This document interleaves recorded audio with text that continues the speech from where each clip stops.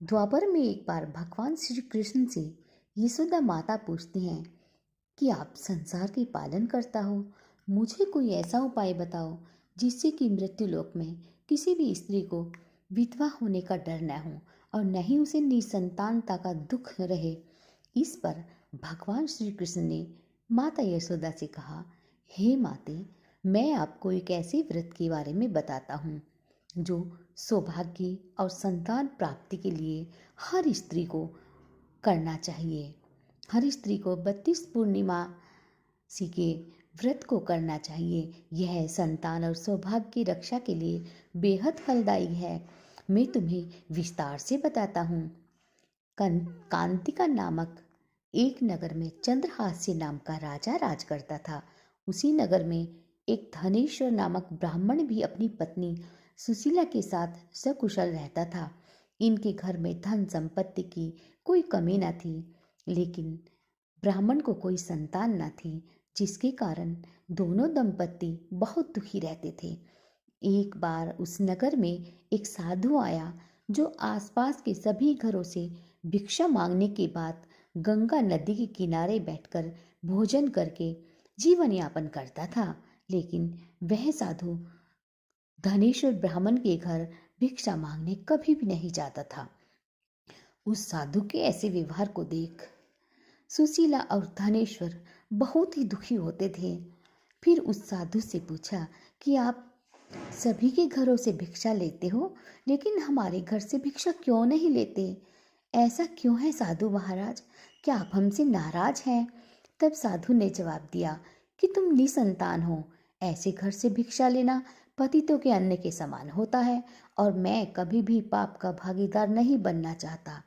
बस यही कारण है कि मैं तुम्हारे घर से भिक्षा नहीं लेता हूँ। यह सुनकर धनेश्वर बहुत दुखी हो गया और साधु से पूछने लगा कि हे महाराज, हे साधु महात्मा जी, ऐसा कोई उपाय बताएं जिससे मुझे संतान के सुख की प्राप्ति हो। तब साधु ने ब्राह्मण दंपति को 16 दिन तक माँ चंडी की पूजा की सलाह दी। इसके बाद धनेश्वर और उसकी पत्नी दोनों इस व्रत का पालन करने लगे। दंपति की इस आराधना से माँ काली प्रसन्न हुई। उनके सामने माँ काली प्रकट हो गई और सुशीला को गर्भवती होने का वरदान दिया। साथ ही उस ब्राह्मण दंपति को पूर्णिमा के दिन पूजा विधि भी बताया। माता ने कहा कि आप दोनों प्रत्येक पूर्णिमा को दीपक जलाना, सभी को पूर्णिमा दीपक की संख्या बढ़ाती जाना। ऐसा तब तक करना जब तक 32 दीप ना हो जाए। इस तरह माता की कृपा से सुशीला गर्भवती हुई और काली माता के कहे अनुसार वह पूर्णिमा पर दीपक भी जलाती रही। फलस्वरूप दंपति के घर एक पुत्र का जन्म हुआ, जिसका नाम धनेश्वर और सुशीला ने देवदास रखा। देवदास के बड़े होने के पश्चात धनेश्वर ने उसे विद्या ग्रहण के लिए काशी भेजा। काशी में देवदास के साथ एक अजीब दुर्घटना घटी, जिसमें धोखे से देवदास का विवाह हो गया। जब देवदास ने बताया कि वह अल्पायु है, फिर भी जबरदस्ती विवाह करवा दिया गया। उसके कुछ समय बाद जब काल देवदास के प्राण लेने आया तो वो विफल हो गया। इसके बाद काल ने यमराज का संदेश दिया कि वह देवदास के प्राण लेने में असमर्थ है। इसके बाद यमराज ने कहा कि इसकी वजह क्या है, तो भगवान शिव और माता पार्वती के पास गया इसकी वजह जानने के लिए। तब माता पार्वती ने काली माँ से मिले वरदान का वरदान सुनाया और कहा कि ब्राह्मण दंपति देवदास के माता पिता ने पूर्णिमा का व्रत रखा है, इसलिए देवदास का कोई कुछ नहीं बिगाड़ सकता।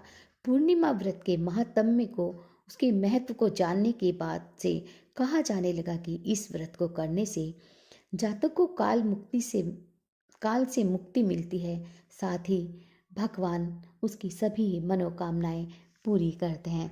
तो आपको कथा कैसी लगी और अन्य ऐसी ही धार्मिक वीडियो देखने के लिए कृपया हमारे चैनल को लाइक, शेयर व सब्सक्राइब अवश्य करें।